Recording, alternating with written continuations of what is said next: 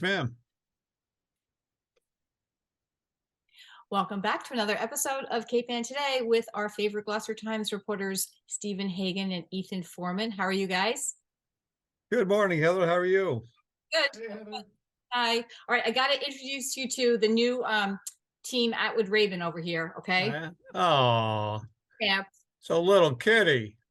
And Champ is going to be running around in the background a lot.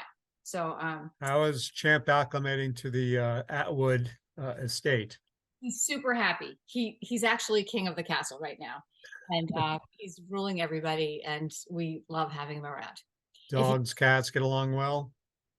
Well, the dog adores Champ. Our cat Bean, who is our beloved cat Bean, she's not so happy, but she's adjusting. It'll be all right. It's better than it was 4 days ago. Any blended family is a challenge. Exactly. Yeah. All right, Steve, let's talk about what you've been writing about. You've got Yes, a ma'am. story with an amazing picture on today's Gloucester Times on the Ocean Alliance. Right. The Ocean Alliance, what they have been doing, they've been tagging whales for some time, but what they've innovated recently is tagging whales by use of a drone. And according to the Ocean Alliance CEO, Dr. Ian Kerr, he tells me it's safer for the whales and also safer for the people that are tagging, because in the past, I guess they've had to dive into the water and intermingle with the whales, and the whales aren't too happy about that. But apparently the uh, the drones are much more efficient and much safer. So that's one story. What's Uh, can I just I'm ask sorry. the purpose of the tagging? Is it just to put a It's monitor just on it? it's just study the whales and their environment, and how basically it's going to allow them, the scientists, to study their existence and gather more information about them. It's all about gathering data and information and doing good research, Great, great. good Okay. research as opposed to lousy research. Yeah. The other story that I wrote in yesterday's paper, the Causeway Bridge, Route 133 in Essex. It's been a construction site for quite a long time now. But it's getting much closer to being opened. A few days away, really, formally being opened. And what the Ethan Foreman and myself, we went down to the bridge a couple of days ago. Ethan got some great photographs. He got a video of the equipment that was paving the new deck of the new bridge, which is pretty amazing. These are big behemoth machines. It's good photographs. There's a video on our website. You can check into that too. So basically, what's happening now? They're repaving the new bridge. Uh, Traffic is starting and being stopped at different times on the old bridge. So the police chief implored the police chief Paul Francis. He basically implored the public just hang in there, because it's gonna be a matter of days before it opens up. I reported the bridge will be formally open. This is according to Brendan Zabricki on April 24th. I saw something earlier from the chair of the Board of Selectmen, Ruth Perrine. I think she reported that date is going to be moved back even more, a little bit, to the 21st. I'm not sure on that, but that's the word. The bridge is going to be opened the 21st or the 24th.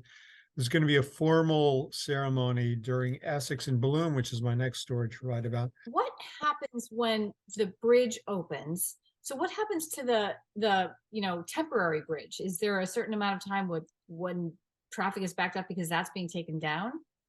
I haven't got any reporting on the bridge. I have heard some postings about possible ideas for the bridge, anything from dismantling it entirely and taking the parts away to potentially turning it into a park. That's what some people would like to see happen. So a lot of businesses are, not all, but a lot of businesses are cooperating in Essex in Bloom. There's going to be music, food, bands, different art installations, different art projects, storytelling, book reading. The Essex and Bloom is May 19th through the 21st. Right, Friday, Saturday, and Sunday. That's right. Great. All right, Ethan, let's talk to you now. First of all, I have to thank you for the lovely story and profile you did of me in Cape Ann Magazine. Thank you very much. Yeah, my pleasure. That was great. I actually stumbled upon Color of Light, uh, walking donut, my little mini Aussie poo in the yard, and I was like, it was the Michael McKinnell episode, and I was fascinated by it. And that was great. And I was like, wow, that sounds like Heather. I was like, that is Heather. It was such a lovely voice. It was such a great piece.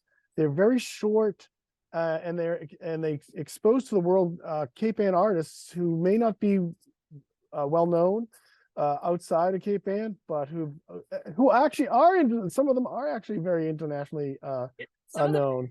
famous, but we've just sort of kind of, most of them are deceased and they've sort of faded a little bit in history. So for people who don't know, The Color of Light is a series I'm producing for 1623 Studios on Cape Ann artists who have really contributed to the culture here in art, and also nationally. Some of them are nationally significant. So, But and Joseph Solomon was his son was on PBS NewsHour, right? A contributor to, yeah. And I did see the video of the event at the at Mercury Gallery, and you were getting high praise from the Solomon family. So hats off. It's a wonderful series. Thank you. And you know what? They're like bites. They're like I don't know, crudité, or you dip in there and you have a little bite. They're 5 to 10 minutes long, and I encourage you, if you are interested in The Color of Light, probably the best way to really get a handle on it is this Sunday, April 23rd at the Gloucester Meeting House, 3:30 p.m. It's a great way to spend a Sunday. They're going to be Heather's going to be there narrating videos and talking about her series. And so I encourage people to go. We'll really learn a lot about this. I'm going to try to get up there as well. Thank you. Yeah, we'll be showing 11 of the 12. Currently, there are 12 Color of Light episodes, and we'll be showing 11 straight in a row. And they should be they're lined up historically, so they start in the late 19th century and they end up today with 2 living artists. So yeah, I'm looking forward to it. It's going to be fun to see them all in a row. Yeah, thank you for your contribution to the arts and on Cape Ann. It's a wonderful series. Okay, let's talk about what you've been doing this week. The Gloucester School Committee has a budget proposal, right? Yeah, the school budget. So the administration presented its budget for fiscal 2024. Can you imagine that? Get your head around that. 2024, fiscal 2024. So the next upcoming school year. So the increase, in round numbers, is about $3.4 million, and in round numbers, it's about a $50 million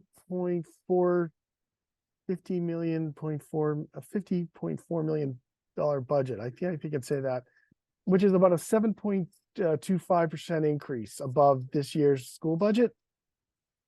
And so last year's school budget was up about 3%, the year before about 3%. So it seems like there's a larger percentage increase in the proposal, but there's a number of mitigating factors, including increased costs for special education tuition, more kids coming in who need out of district placements.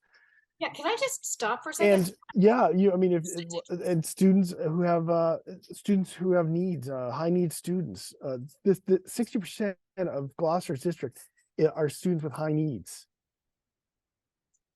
So yeah, go on, Heather. How do we categorize high needs?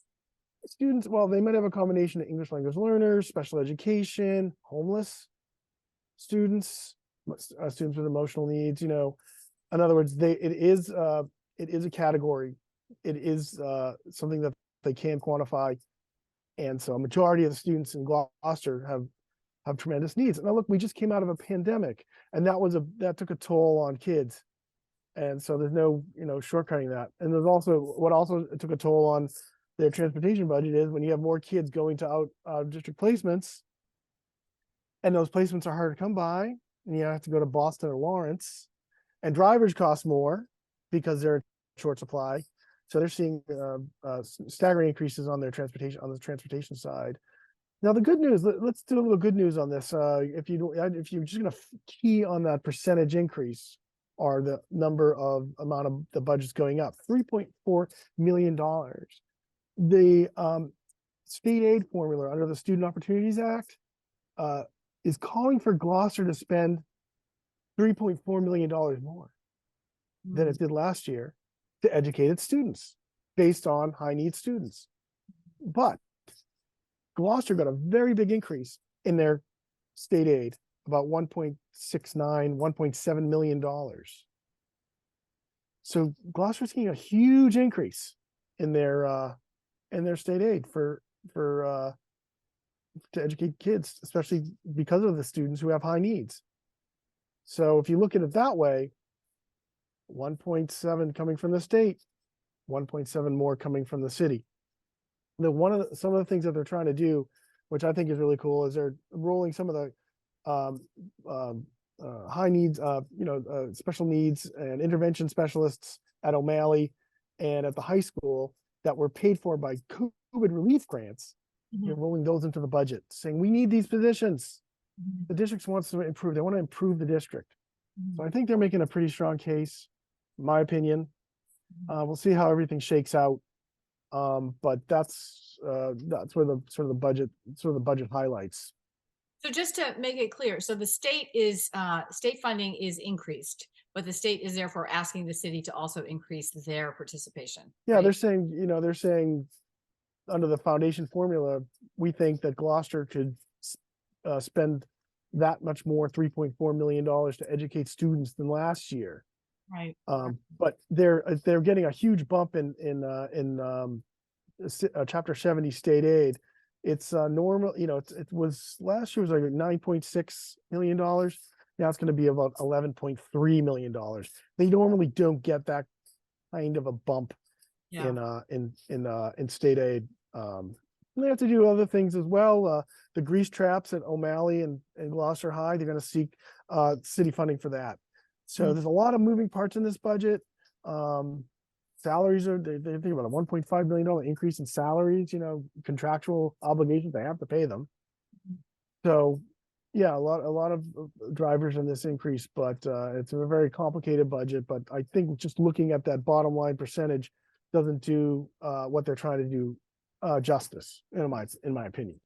Well, your story was great on it. You have a lot of detail in there, and you cover it really well. So I recommend. Yeah, and that was from the school committee presentation. I mean, that's really where it's all coming from. So it's really good. Their administration does a really good job of trying to break things down and lay it out. Yeah, no. So if anybody wants more details on that, it's very clear there, and it makes a lot of sense. So thank you. Well, there's some really interesting news about the Gloucester Times and the Sawyer Free Library. We can now read, right, like stories that go back to 1932 in the Gloucester Times, right? I can see that. Yeah, look at that old paper.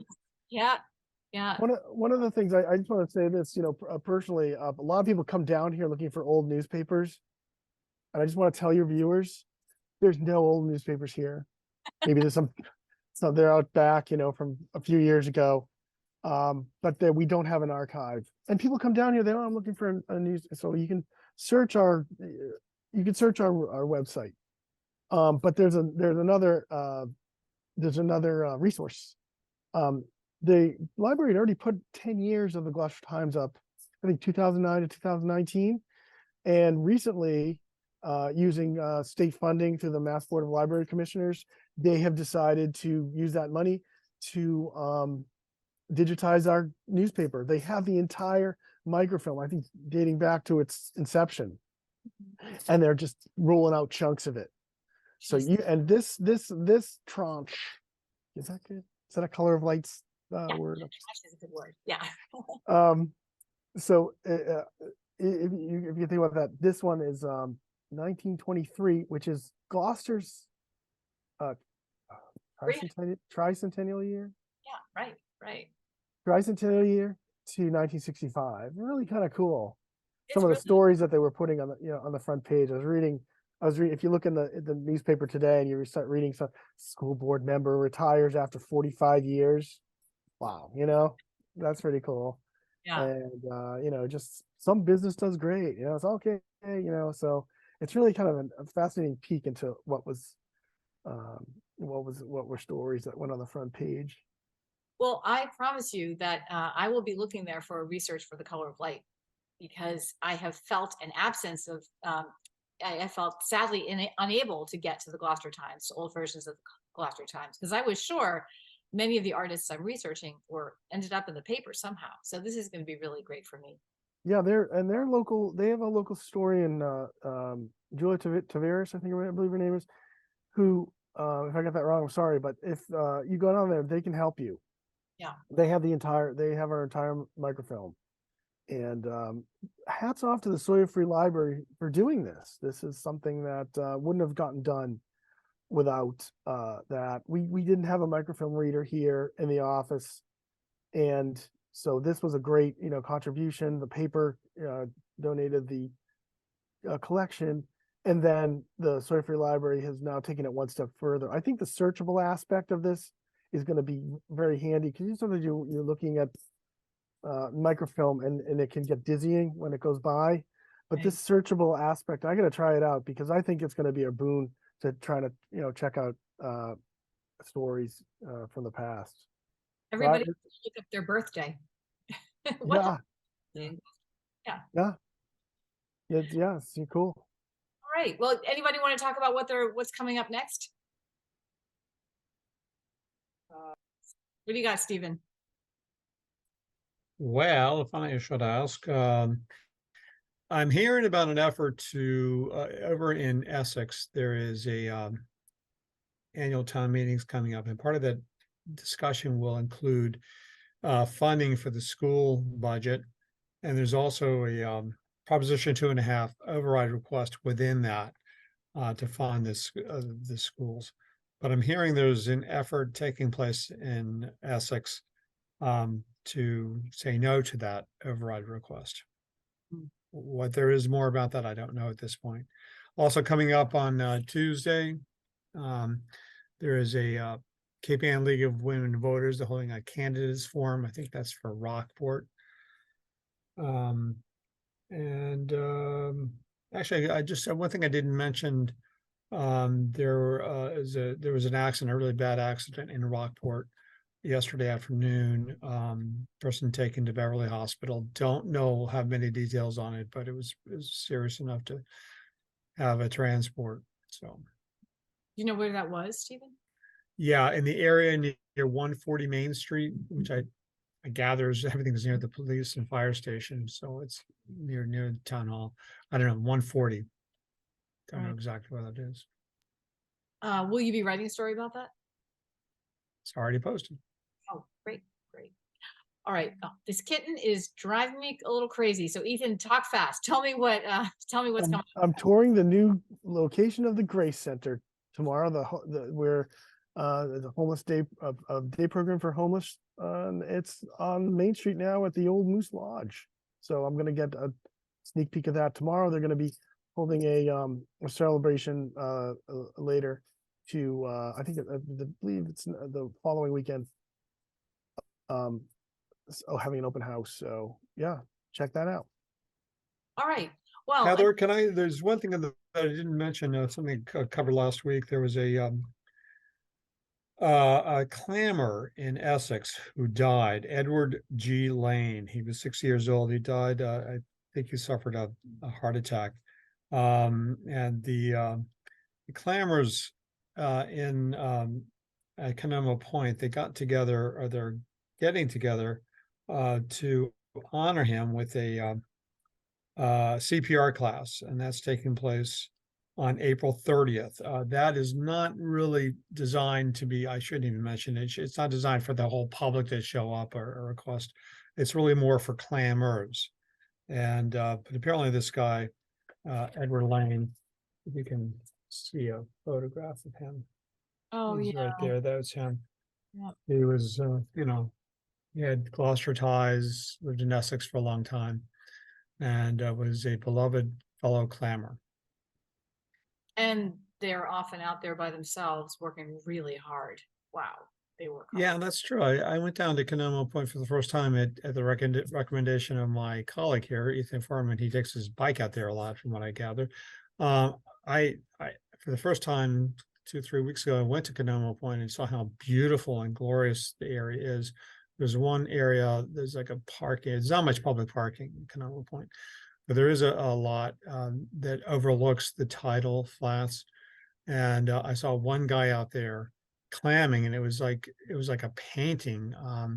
Who was the American landscape painter? I can't think of his name right now, but it really reminded me of that scene until he reached in his pocket and he pulled out his cell phone and talking to somebody. I thought, this is not what I was expecting. Right, but that's also probably helpful, if they have any sort of issues out there. Oh yeah, absolutely, absolutely. Yeah. All right, so April 30th, though, among the clamors, there'll be a CPR class to help out with working. Right. All right. Well, thank you so much for all of that, and I'll see you guys next week. All right, Heather, good luck this weekend. Oh, Bye, thank Heather. Good luck. you.